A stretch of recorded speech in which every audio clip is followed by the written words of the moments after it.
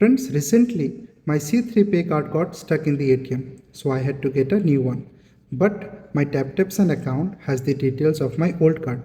So in this video, I will show you step by step how to change existing ATM card in my TapTap Send account and replace it with a new one. Watch the video till end. To hit the like button. If you haven't subscribed my YouTube channel, do subscribe my YouTube channel. This C3 Pay card you see. This is a new C3 Pay card. Previously my C3 Pay card got stuck in the ATM. So I ordered a new C3 Pay card from the company. So this C3 Pay card is new one. So I suppose the ATM card that TapTap Send is rating is the old C3 Pay card. So I need to add my new C3 Pay card.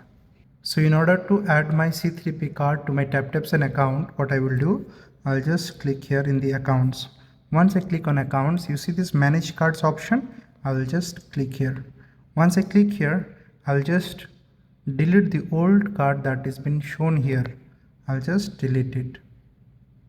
Once I delete it, you see debit card or salary card option we have here. We'll just click here and put all the required details that is there in our C3 Pay card, okay? And now I have entered successfully all the details such as my name, C3 Pay 16-digit card number, expiry date and the CVV number. The next thing I will do, I'll just click on save. And in this way, in TapTap Send, we have just added our salary card. You can check. C3 Pay card is added. Okay, so now we'll just go back once and we'll come back to home.